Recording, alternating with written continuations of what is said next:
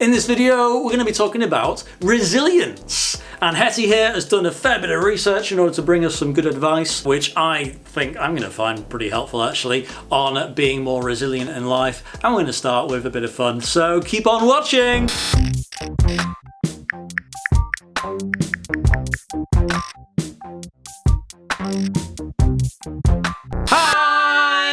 Welcome to another upload to our safe space to explore the big issues of life and faith here on YouTube and IGTV. Today's session is uploaded on one of our viewers' birthdays, so happy birthday to you, Tegan.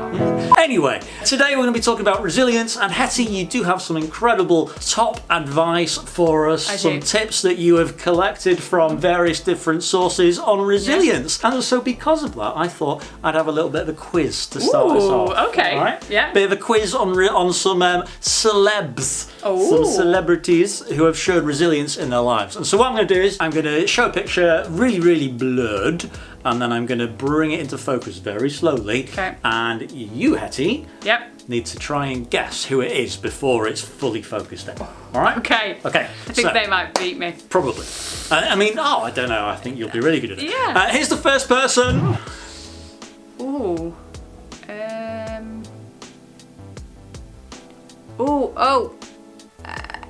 Oh, it's J.K. Rowling! It is J.K. Rowling. J.K. Rowling, you know, pretty big and famous as an author, really successful. However, did you know that the first 12 people she approached as publishers for her books rejected her? Yeah, she was rejected by 12 publishers for Harry Potter. Wow! There you go. Okay, next person. Okay. Oh, this one's easier. It's Jim Carrey. Jim Carrey. Really great career as a comedian and as an actor in loads of comedy films and things like that. True. However, his first comedy gig, Hetty, he was booed off stage. Really? Yep. Wow. But yet, he was like, no, this is what I'm meant to be doing. I'm going to keep on going. I'm going to show some resilience. Okay, next person. Some old guy. Mm-hmm. Whose name is... Oh, it's KFC man. It's Colonel Sanders. Colonel Sanders, finger licking good. Yeah. Colonel Sanders was fired though from many jobs. I don't know exactly how many, but many jobs before finally launching KFC aged 40. Aged 40? 40, yeah. Wow. See, there's still hope for us yet, Hattie. Thanks. Okay, next person. This is more obvious. It is Michael Jordan. Michael Jordan has an incredible career as a shoe designer. I mean, a basketball player. Yeah. But he was kicked off his very first high school basketball team. Really? Yeah, there you go. But yeah, he's still one of the most, if you were to say probably the most famous basketball If you were to say basketballer to someone, they would look down at their Nikes and... They'd go, Michael Jordan. Yeah, duh. Yeah. Anyway, next person. Oh. It's another old guy.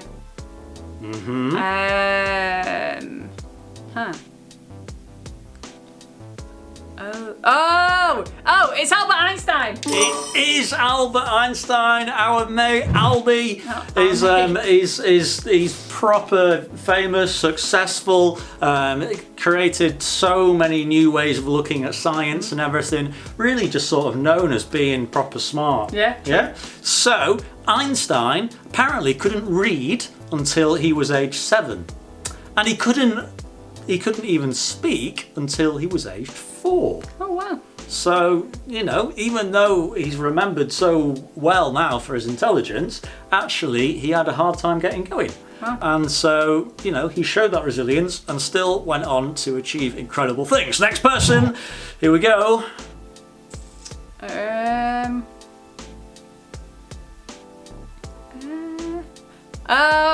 It's not that one. Katy Perry. Katy Perry it is. Katy Perry had multiple contracts ended before she got her big break in the music biz. Okay, another person. Here we go. Next person. Oh, I know who that is. It's Jay-Z. Jay-Z, otherwise known as Jay-Z, by By you. by posh people, of which I'm not. Well, not posh. Nah. No. He was rejected by so many record labels that he was like, you know what? I'm going to just launch my own record label. He started his own record label. Yep. Nobody else wanted his records. No one wanted to publish his records, so he was like, he's done really well. I don't care what you think, I'm going to just do it anyway. Which was, cool. All right, last person, here we go.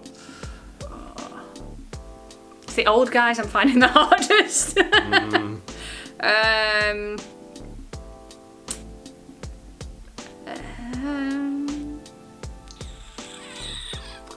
Oh, yep, it's Walt Disney, isn't it? It is our friend Walt Disney. Why are they all our friends? I don't know, I've never met any of them. This is Walter Disneyus of all creative fame. However, he was fired from his from a job because he lacked imagination and had no good ideas.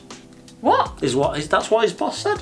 It's like, no, he lacked imagination. You're not imaginative Walt Disney. enough. Yeah, Walt Disney, like one of the biggest inspirations for all creatives that you could, incredible. Wow. So anyway, all these celebrities bounced back in some way because they had a purpose. They knew they were meant to be achieving something, and so that they showed resilience in order to get there in the end. They adapted maybe to face different challenges, and this is what we call resilience. So it's important that we learn how to be more resilient ourselves, that we can bounce back when things get tough. And so I'm really intrigued, Etty, as to what your top tips are for us today on resilience. These are my 4 tips for bounce back ability. Bounce back ability. Don't know if it's a real word, but it is now. Bounce back ability, there we go, otherwise known as resilience. Resilience. What's your first tip? Number 1 is see the positives and challenge negative thinking. Ooh. Whether it's in yourself or others or the situations around you. Like, you need to believe in yourself and focus on the positives and the good things about yourself, the skills you've got, the great qualities you've got, and use those positives to help you to believe in yourself even more. Yeah. It's like sometimes you come across those people that are like really dramatic and they're like, oh, there's nothing good in my life. Oh, no. It's all awful. And then like, it's actually just not the case. No, like I've met people like that and you ask them some questions and they're like, oh, actually, no, this is good. And I've got some great people around me and this aspect of my life, I quite like this lesson in school, or I quite like this thing that I go and do at the weekend or whatever. And there's usually something good in somebody's life. So it's important that we focus on those positives and that we challenge the negative thoughts that are in our minds, because that helps us to keep going when life does get tough, which sometimes it does. It gives us a bit of perspective when we see the positives, doesn't it? Number 2 is develop better emotional health. Oh, what a good idea. Yeah. I should really do that. Great. We love talking about this because it is so important that we get into a habit. You can stop now. We get into a habit of regularly asking ourselves, how am I? And what am I going to do about it? Yeah. But then obviously we need to go and do it, because that's really important as well. So if you feel down, make sure you speak to someone that you trust. It's really important that you get some support. Or if you're feeling all right, life's okay, but you could be better, there's a lot of things you can do for yourself. There's a lot of strategies you can put into place. There's things you can do, like going out and doing something physical, something active, whether it's walking a dog or going for a run or playing football or whatever. Or it could be reading a book or having a bath or watching your favourite film. There's loads of things you can do. But also, if you're doing great and you're like, actually, life is good, it's important that you step out a bit and support other people, whether it's at home or your friends, because that's really good for us as well. Emotional health is really good. We've got quite a few videos about emotional health as well, so you could go and check some of those out if you want to think a bit more about that. Number 3 is slightly odd, but bear with me.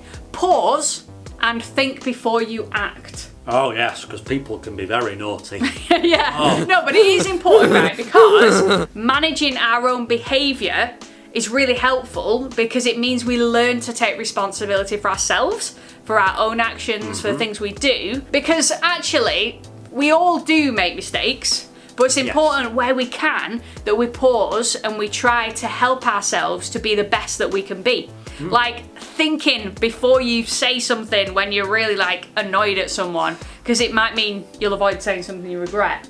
Or if you're really angry and you're like, ugh, you could pause and try and give yourself a bit of space just to bring down the intensity of your emotion. So again, you don't do something that later on you'll think, oh, I wish I hadn't have done that.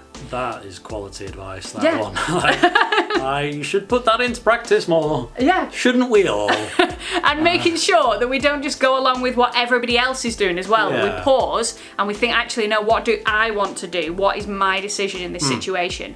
But that we recognise that sometimes we do make mistakes. We do. Yeah. And we need to take charge and responsibility of the mistakes we make and the consequences of those actions, and make sure that we recognise that we do all make mistakes and we learn from them, because that's the important part. Number 4 is connect with others. Incredibly important. Like, it's especially vital that you have somebody that you can talk to, a trusted adult that you can go to when life gets tough and you can chat to. Whether it's somebody at home, or it could be somebody at school, it could be a family member, somebody that you trust, that you know can help you when life is difficult. But it's also important that we have friends, isn't it? Friends are good. We need friends that we can go to and have fun with and have a good time and know that they'll be there on the end of the phone for a chat. But also we need to make sure that we help other people. We do. Because it helps us to feel good, helps us to feel good about ourselves and what we contribute to society. It helps our mental health by supporting other people. And for me, as a Christian, I find that connecting with my faith is really, really important. Because when life goes up and down, my faith is something that's constant, and it gives me the ability to bounce back when life gets difficult. And for people of faith, they do find that they have hope when life gets tough, because there's something bigger in their lives. Hetty, that is some great advice on resilience there. Really quality stuff. Thank you for doing your research on some of that. It's like NHS and charities. Yeah. I thought I would add one extra tip, a bonus though. Okay. A bonus for you. I was reading the book by Kathy Madigan called Irrepressible, all about resilience. Oh, wow. Really great. And the first chapter in there talks about purpose, and how actually a place to grow our resilience from is knowing our purpose as individuals, because we all have different purposes in life, and it's quite a deep soul searching kind of question, I suppose. But to know your purpose in life and to apply that to everything you do actually helps you really get far and achieve stuff. Like, think about those celebrities. I reckon a lot of them knew what they wanted to do, knew where they wanted to get to, what their purpose was, and they were able to see that through their challenges. Now, I mean, your purpose might come from all sorts of different things. It might come from like your upbringing, family background, or anything like that, or it might be for a lot of people it comes from their faith outlook. Like Hetty was saying, as a Christian, I also as a Christian myself, I know that my purpose, like the big picture of that, is to, I believe, to love God and to do His will and to love other people and try and help them to have the best lives possible. But the individual side of it, my individual purpose, I really believe, is about trying to nurture young people and help raise a generation of young people who understand these big issues of life and faith, have greater resilience in order to really grow and change our world for the better. That's a good point, because I do what I do now because when I was a young teenager, I didn't have someone like me in my life, and I wanted to be there for other people. So that is a good point you make. Yeah. And so we hope that our advice and those tips have been useful for you. However, we wanted to leave you with a question for you to ponder on. Our question is a question that we've got from our Rooted pack of question cards, our Rooted cards from Scripture Union. And our question in this session is, how would you describe resilience? So we've shared our thoughts on that and other people's thoughts on that, but for you to really grasp a hold of resilience in your own life, I really think it's important for you to be able to describe that for yourself. Maybe you could think about that, maybe you could share with each other about what you think resilience really is, what it means to you, and hopefully be able to put some of the things that we've talked about today into practice. Great, so hopefully some of that advice today has been useful. We do really believe in you people, and we really hope that we can help build you up to be more resilient as you go on into the world. However, we do that by trying to stay connected, and so please do subscribe on YouTube and follow us on Instagram, IGTV, all of that kind of stuff. Make sure you're doing that, and also help us try and build a bit of community, why don't you, by tagging friends in comments and sharing and whatever else you do to work your magic, as well as joining us live. Wednesdays, Thursdays and Fridays at 4 p.m. we go live on Instagram and YouTube for Safe Space Live, which is a lot of fun. It's mainly focused on fun and getting together with other people after school where we can have a good time. So maybe we will see you there. See you soon. Bye!